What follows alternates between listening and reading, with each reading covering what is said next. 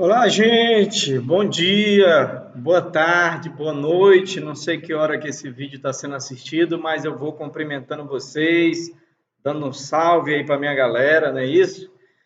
Com saudade de todo mundo, mas a gente tem que se proteger, né? Estou aqui cumprindo isolamento social, né? Cumprindo o afastamento. Espero que, desculpa, vocês também estejam tomando todos os cuidados, né? Para vocês não pegarem essa doença, para vocês não transmitirem essa doença para os seus pais, para os seus avós, porque essa doença não é à toa que nós estamos na pandemia, essa doença é perigosa, já matou muita gente e continua matando. Então, a gente não está isolado à toa, gente. Tem um motivo e a gente tem que valer a pena, né? O sacrifício de, por exemplo, não estarmos na nossa escola, não estarmos no nosso colega, de ter nossa rotina transformada, né? Então, a gente tem que valer a pena, ok? Então, tá bom. Então, vamos lá, aulinha do 7º ano, vamos para o nosso slide. Opa, tá aí. Opa, passou não? Não, não passou não. É isso mesmo. O ouro de Minas Gerais, né?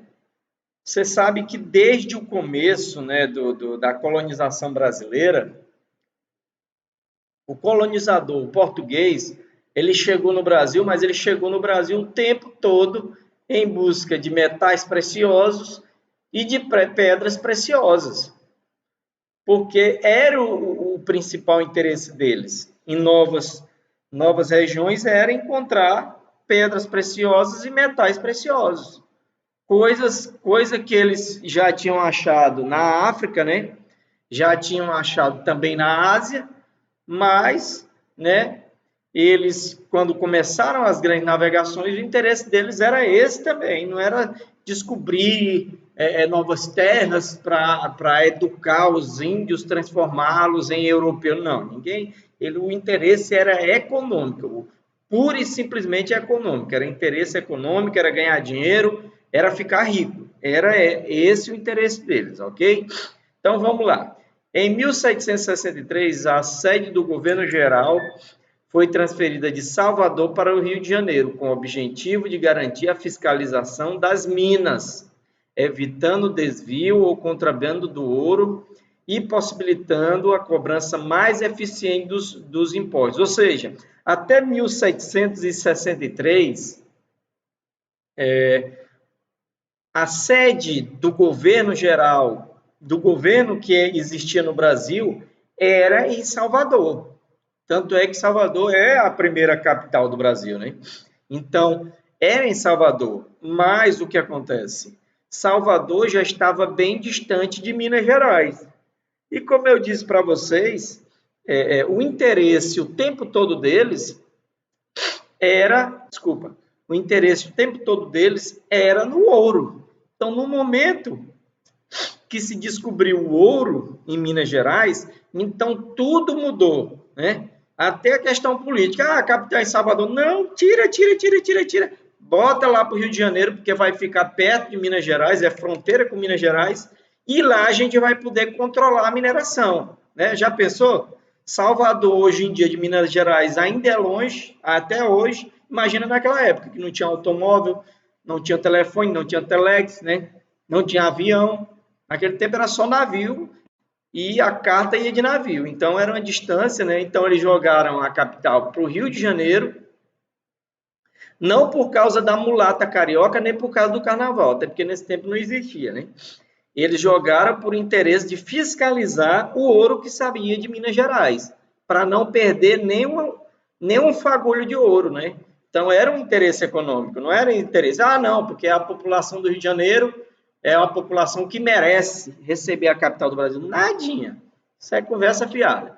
Eles queriam porque era uma posição estratégica, né? O ouro saía de Minas Gerais e a única forma dele ir para a Europa era através do Rio de Janeiro.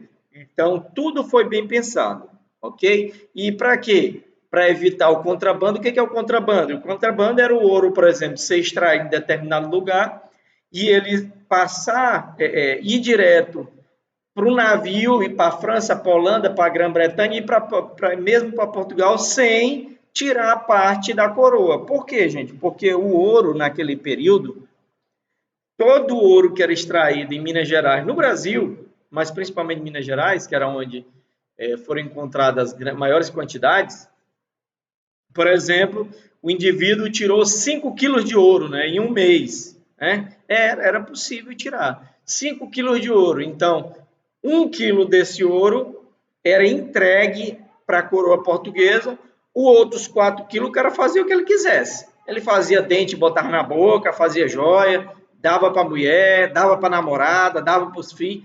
Ele é que sabia, tá entendendo? Então, funcionava assim.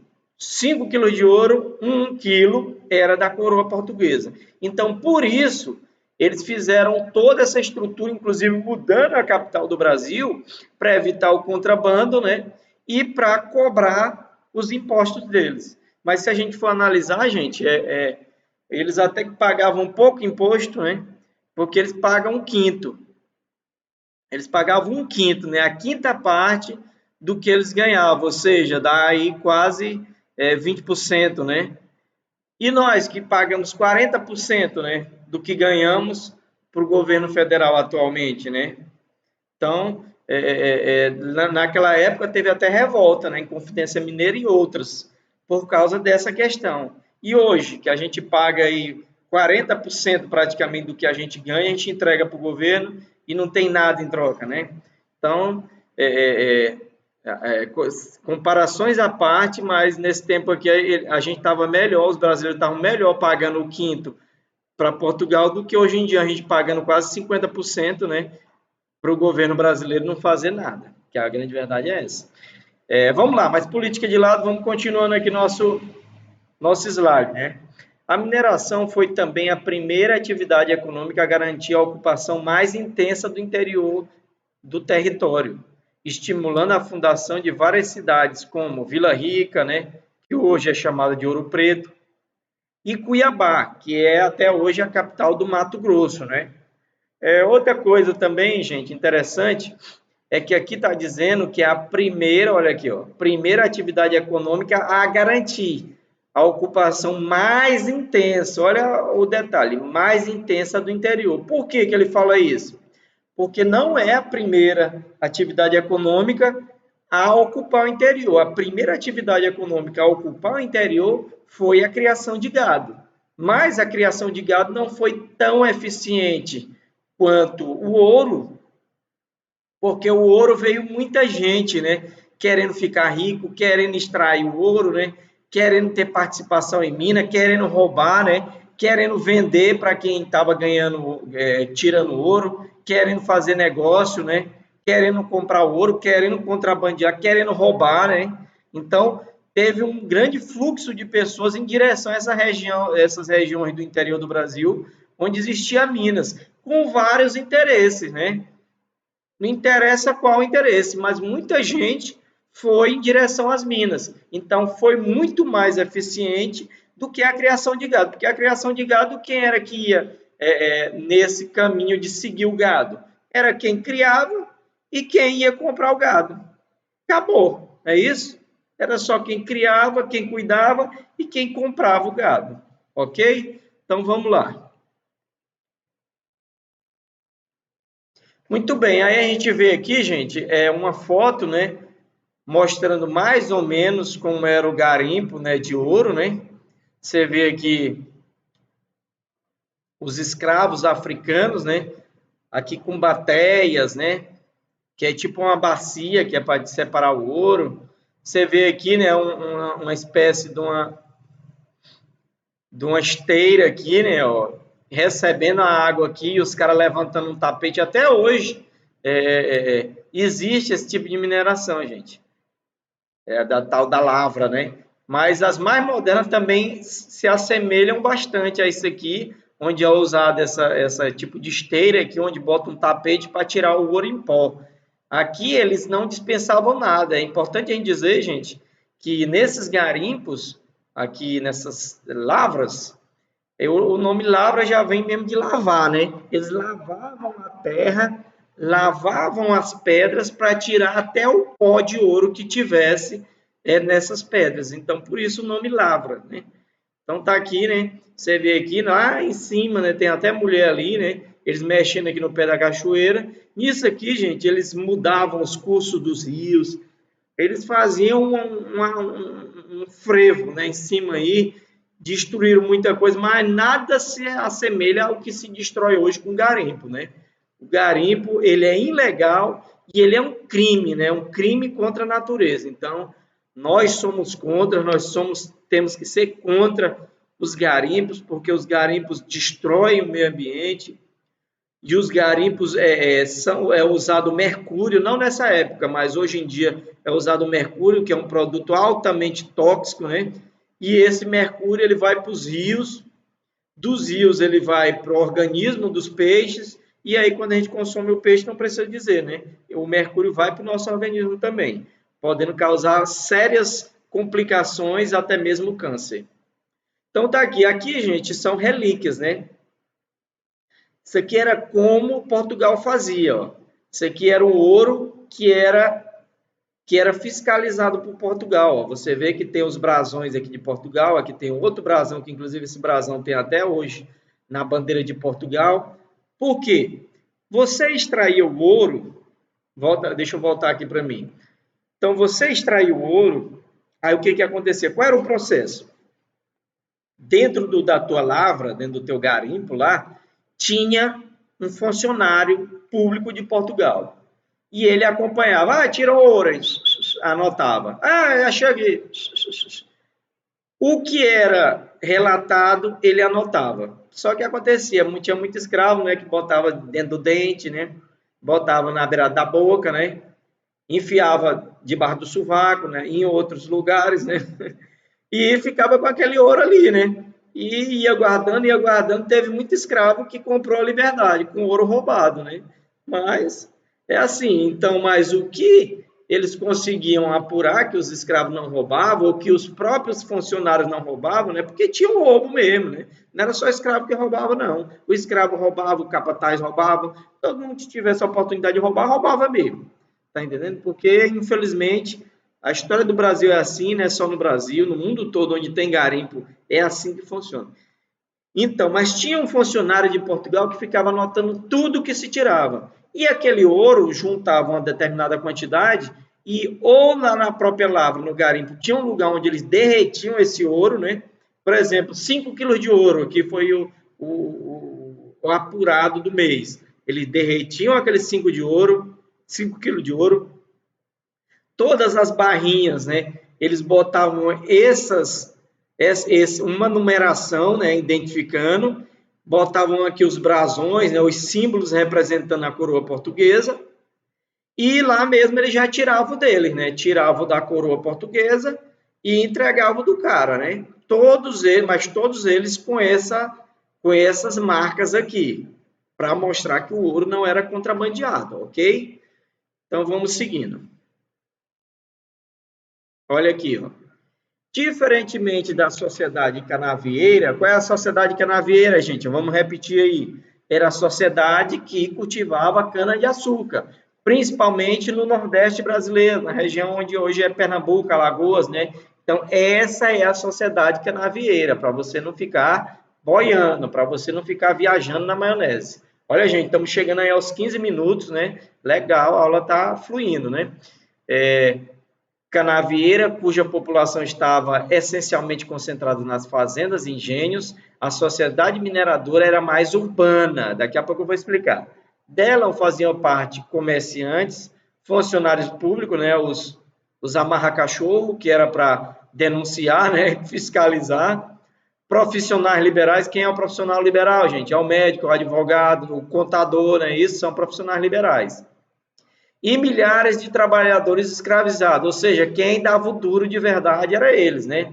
Então, deixa eu explicar aqui para vocês. A sociedade canavieira, ela era rural por quê, gente? Porque as pessoas viviam no campo, né? Cada fazenda cuidando de sua plantação de cana-de-açúcar e as fazendas cuidando da plantação de cana-de-açúcar e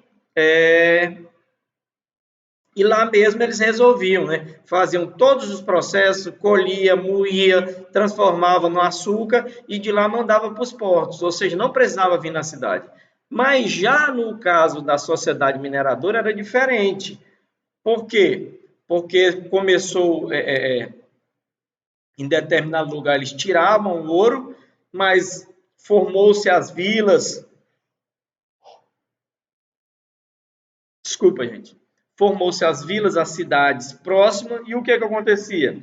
Ali precisava-se dos serviços, por exemplo, do ouro. Precisava de uma fundição, que era para derreter o ouro. Precisava do profissional para fazer esse serviço. Precisava do ferreiro, que era para fazer a picareta, a enxada, os instrumentos. Precisava do marceneiro, né, que era para fazer as coisas de madeira, inclusive para o garimpo. Então, tinha uma série de profissões. Precisava do artesão para fazer a cerâmica. Então, tudo isso ficou em volta do garimpo. Precisava do açougueiro, do criador de boi, né?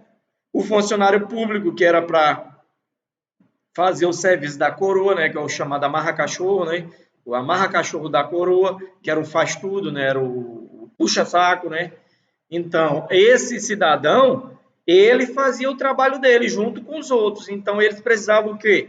Viver em volta do garimpo. Mas eles podiam ficar no garimpo? Não. Então, formou-se as vilas, depois das vilas, formou-se as cidades, né? Para oferecer todos esses serviços para os profissionais do garimpo e os escravos, né? Que aí eu não digo os profissionais do garimpo e os escravos, porque eles estavam obrigados. Ninguém estava ali porque queria, né? Que inclusive o trabalho, gente, era um trabalho desumano.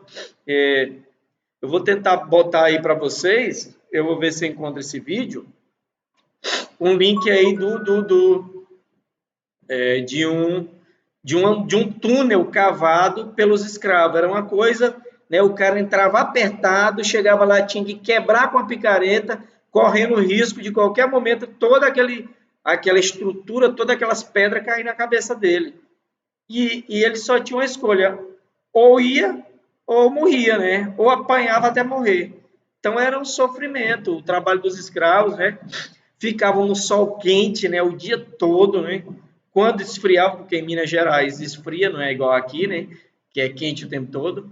Quando era no frio, tinha que estar dentro da água também com frio, né? Então era um trabalho desumano mesmo, né? O que os escravos passavam foi um absurdo, né? Mas a gente agora o que temos é lutar para que nunca isso se repita, né? E que os descendentes sejam respeitados, não é isso? E aqui os profissionais, né? O comerciante, o que vendia comida, vendia enxada, vendia as coisas. O ferreiro, que eu disse, que é quem fazia, por exemplo, a ferradura para o cavalo, a picareta, a enxada, os instrumentos de trabalho. O marceneiro, né? Que fazia as coisas de madeira. O ceramista, o artesão, né? Que fazia a cerâmica para botar água, botar vinho, etc., né? Então, tinha uma série de profissionais. E esses profissionais tinham que morar em algum lugar. E eles não podiam morar no garimpo. Eles tinham que morar numa vila e o pessoal do garimpo vinha em direção a essa vila para conseguir esses produtos, né? Profissionais liberais, que eu já expliquei, advogado, contador, né? Médico, né? E milhares de trabalhadores escravizados, que esse também eu já falei, que eles não estavam ali porque queriam, eles estavam ali porque eram obrigados, ok? Então vamos seguindo. Aqui você vê a imagem aqui, né? Uma pintura aqui representando, né? Como era, né? A forma de vestir, né? Os instrumentos usados, você vê aqui um homem negro, né? Com espingarda. Você já vê outro aqui com a vara, né? E assim sucessivamente. Você vê esses chapéus, né? Chapéus muito grandes, que era para proteger do sol, né? Você vê que também eles estavam sempre muito, com bastante roupa para tentar proteger também nos períodos de frio, que essa região de Ouro Preto, Vila Rica, né? Ali é uma região serrana, é uma região que em determinado período do ano esfria mesmo, ok? E aqui tá as cidades, né? As primeiras cidades que surgiram, né? Muito bonitas, né? E é isso aí, até porque eles tinham dinheiro para construir mesmo igrejas e casas bonitas. Então vamos seguindo. As minas descobertas na colônia pertenciam à coroa portuguesa. Na verdade, ela pertencia aos donos do Brasil. Os donos do Brasil eram os nativos, brasileiros, os índios, né? Mas quem se apossou, né, foi a coroa portuguesa, né? Então era deles, né? Quem vai dizer o contrário? Que concediam lote àqueles que tivessem condições de explorar. Então, você queria explorar um garimpo, você tinha que provar para Portugal que você tinha como comprar picareta, comprar enxada, comprar as madeiras, comprar escravos, né, para trabalhar, manter esses escravos. Você tinha que provar. Se você provasse, ela concedia, senão você ia ficar só na vontade. Vamos seguindo aqui. O trabalho nos lotes, os lotes eram os pedaços de terra onde cada um fazia garimpo, né? Eram realizados por escravizados africanos. Então, dificilmente você ia encontrar alguém que não fosse um escravizado africano ou um índio trabalhando. Em locais denominados lavras. Eu já falei disso para vocês, está aqui lavras. Lavras, por que é lavras? Porque o tipo de garimpo é um garimpo onde eles lavam a terra, lavam as pedras para extrair até o pó de ouro que houver nessas pedras, né? E devido à intensa exploração e à limitada tecnologia, porque a tecnologia era horrível, né, naquele período, houve esgotamento de muitas jazidas de ouro no interior do Brasil. Então tá aí, eles não tinham tecnologia suficiente e eles simplesmente tiraram o grosso do ouro. O ouro mais profundo, o ouro mais difícil de tirar, eles não tiraram porque não tinha como, não tinha tecnologia para isso. Cavaram os túneis lá, obrigando os escravos a cravar, a arriscar a vida, mas chegou um momento que nem os escravos conseguiam ir, porque cavava, dava num bolsão de gás, lá morria o escravo, entrava outro escravo, morria também, aí eles percebiam que não tinha como avançar, né? Ou então cavava em determinada região, o solo não era estável, desabava sobre os escravos, né? E lá eles não viam que não tinham mais como avançar, ok? Então vamos seguindo aqui. A rígida fiscalização pelos amarra-cachorro, né? Os puxa-sacos fiscais de Portugal, né? Da área de extração e os altos impostos cobrados pela coroa portuguesa. Altos impostos é o que? Era o quinto, eu já expliquei para vocês, né? Que se você tirasse 5 quilos de ouro, 1 quilo era de Portugal. O que, se a gente for comparar com o que a gente paga de imposto hoje em dia, né? É bem menos do que o que a gente paga, né? Que a quinta parte do que a gente ganha é bem menos do que 40, 50% do que a gente ganha, como a gente tem pago em impostos aí do governo federal, governo estadual, né? Principalmente aqui no Maranhão, né? Onde o ICMS, onde os impostos cada vez aumenta mais para os governantes aí fazerem sabe lá o quê, porque eu não tenho visto esses grandes benefícios, né? Então, o quinto, essa arrecadação de impostos, geraram muitas tensões e conflito entre os colonos, ou seja, as pessoas que viviam no Brasil e trabalhavam com a atividade de garimpo, né, de extração mineral, e o governo. O governo quem era? Tinha um governo geral, que era um representante da coroa aqui no Brasil, e a própria coroa portuguesa, né, que estava sendo representada por esses indivíduos. As ideias de independência começaram a ganhar força. Primeiro, bora abrir um parênteses. As ideias de independência, elas ganharam força não porque queriam um país livre, não porque amavam esse país, é porque eles queriam o dinheiro só para eles. Então, fica bem claro isso aí. Bora deixar bem claro isso, né, para não ter dúvida, né? E não era por amor à pátria, não. Era por uma questão mesmo econômica. Não queria pagar imposto, achava que se o país fosse deles, os impostos iam ser menores, né? E, na verdade, quebraram a cara, né? Porque nós somos independentes, mas a gente paga mais imposto do que quando a gente era colônia. Vai fazer o quê, né? A revolta mais marcante nesse período foi a Inconfidência Mineira, sufocada de forma violenta pela coroa portuguesa. Primeiro, gente, a mais lembrada, é a Inconfidência Mineira, porque, na verdade, teve outras revoltas, né, em busca da independência, e ela realmente foi sufocada violentamente quando você olha para o Tiradentes, né? Que o Tiradentes ele foi para a forca, depois que morreu lá sufocado pela corda, picotaram o corpo do cara todinho, enfiaram em lanças e espalharam, né, pela região das Minas para dizer, olha, isso que acontece contra quem se rebela com Portugal. Mas os coleguinhas dele, que eram filho de gente rica, que eram filho de portugueses, que eram, vamos dizer, da elite, né, que eram entrosados, que eram os filhos de papaizinho, eles aí no máximo foram degradados para Angola, para outros países, mas não morreram, não entraram nem na taca. Agora o pobre do Tiradentes, que não é um herói de nada, na verdade ele foi um boi de piranha, né? Ele foi um bode expiatório. Vocês sabem o que é boi de piranha não, gente? Boi de piranha é assim, vou contar a história rapidinho. É porque antigamente, principalmente na região do Mato Grosso, do Pantanal, quando eles iam atravessar os rios, e os rios lá tem muita piranha, o que eles faziam? Eles sabiam que vários dos bois iam ser mordidos pela piranha, né? Até a picanha, estou pensando na picanha aqui. Então, ia ser mordidos pela piranha. E para não sacrificar, para que vários, dezenas, centenas de bois não fossem mordidos, eles pegavam um boi, sacrificavam e jogavam no rio. Aí, enquanto as piranhas estavam comendo aquele boi ou aquele bezerro, aí eles atravessavam com os outros para sem nenhum ser mordido. Então, foi isso que aconteceu com Tiradentes, né?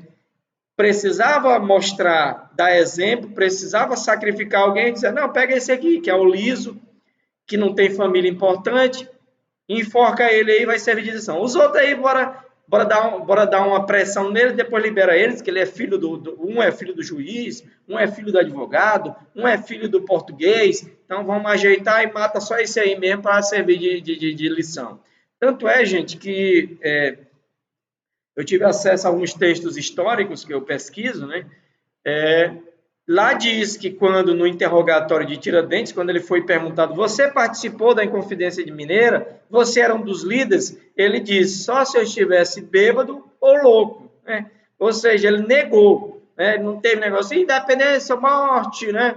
Libertem o Brasil, não teve isso não. Ele, quando viu que a corda estava pertinho do pescoço dele, ele botou, foi para sair fora. E tá certo. Tá certo. Se fosse eu fazer a mesma coisa, dizer, eu não sei nem quem é. Brasil, nada. Viva Portugal. Viva Portugal. Se fosse eu fazer a mesma coisa. Eu vou morrer? Ou nada. Tem filho para criar, tem família, né? Tá certo. Né? Agora, dizer que ele é herói já é outra história. Se você quiser dizer que ele é herói, beleza. Fique à vontade. Eu, para mim, ele não é herói, não. Ele foi um boi de piranha e que foi lembrado na história, precisava de alguém, botaram o nome dele. Beleza? Vamos seguindo aqui. Vamos seguindo aqui. Beleza. Opa, aqui já é outra coisa. Ok. Então, gente, tá aí. Essa parte aí nós já terminamos, né? Opa, peraí. Não. Isso, é porque ali tinha um erro no slide, né? Ok, agora vamos aqui para o mapa de fluxo de tráfico de escravos, de africanos escravizados, né? Vamos ver aqui. Para indicar o sentido dos fluxos, são usadas setas que permitem visualizar, ou seja, nós usamos nos mapas setas para visualizar de onde ele sai e para onde eles iriam, a chegada, né? Em alguns mapas de fluxo, para representar a intensidade dos movimentos, as setas têm diferentes espessuras, né? Ou seja, vai ter setinha aí nesse mapa de fluxo que vai estar fininha, outra vai estar grossa, outra mais ou menos grossa. Por quê? Porque cada uma delas representam, né, a quantidade, né? Pela espessura vai especificar a quantidade de pessoas que eram escravizadas. Em outros, para representar movimentos diferentes, cada seta tem uma cor. Então, vai ter setas de outras cores para representar movimentos diferentes. Agora, observe os mapas que trazem informações sobre o tráfico de africanos escravizados, que foram fundamentais para a extração de ouro em Minas Gerais. Foram fundamentais mesmo, porque o dono da lavra, o dono do garimpo, ele não tinha coragem de entrar, não. Ele, no máximo, ia ali, botava o pé no rio, né? Mas ir lá, entrar no buraco lá, cavar, ele não tinha coragem. Nem os funcionários dele, quem era o pobre do escravo, né? Mas vamos lá, bora continuar aqui. Vamos olhar aqui o mapa de fluxo, né? Como é que ele é. Olha aí, ó. tráfico de escravizados da África para a América, nos séculos 16 a 19. Aí vamos olhar aqui para o mapa. Primeiro, você vê que a seta, olha onde é que as setas finalizam aqui. Todas elas finalizam na América. Não tem nenhuma que saia da América em direção à África. Por quê? Porque não existia esse negócio de africano pegava uma canoa e saia remando em direção à África, não, gente. Acorda ali. Isso não existe, nunca aconteceu. Então, vamos lá. Você vê que da África Ocidental é o maior fluxo, né? Você vê, nós temos aqui 5.695.000 escravos saídos de lá. Aí eles saem daqui da África Ocidental e distribuídos entre o sudeste do Brasil, Bahia, Pernambuco, né? Aqui em direção ao Caribe, né? Você vê várias setas.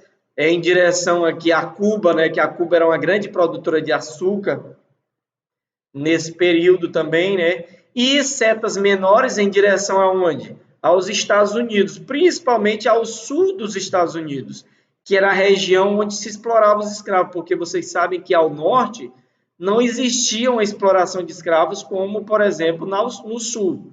E nessa região do norte, eles libertaram os escravos quase 200 anos antes do Brasil e quase 100 anos antes do sul do próprio Estados Unidos, ok?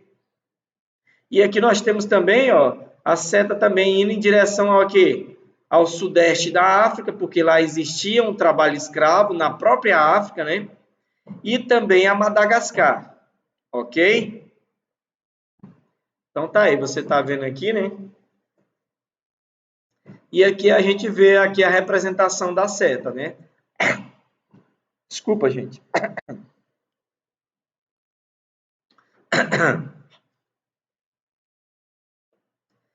Então vamos seguindo aqui. Ok. Aí aqui nós já temos aqui tráfico de africanos escravizados do século 17 ao século 19. Aí aqui nós vamos ver coloridos, né? Nós temos aqui tráfico ocidental, ou seja, no Atlântico e no Oceano Índico. Aí você vê aqui, ó, o verde aqui saindo, né, de várias dessas regiões em direção ao sul dos Estados Unidos, em direção ao Caribe, em direção à América do Sul e o Brasil. Nós temos aqui, né, em direção às ilhas aqui da Oceania, em ilhas do Pacífico, né, do Índico, quer dizer. E aqui o tráfico oriental, que é aquele escravo que era levado da África em direção ao Oriente Médio e à Ásia, né? Porque existia isso também. E também aquele escravo que era levado aqui para a região do Mediterrâneo, que é essa regiãozinha aqui desse mar fechado aqui, né? Isso? Então tá aí. Você vê aqui, ó, bem representado, ok?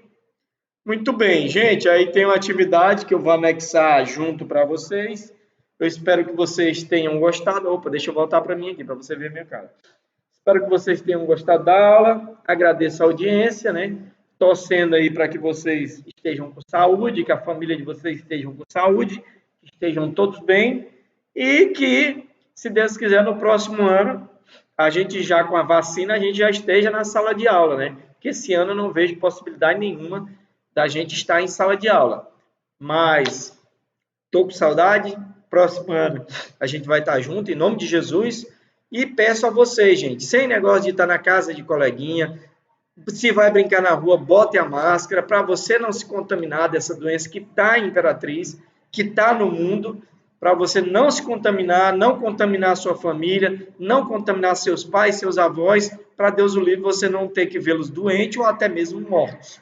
Ok? Grande abraço, Deus abençoe a todos, até a próxima aula. Valeu, gente.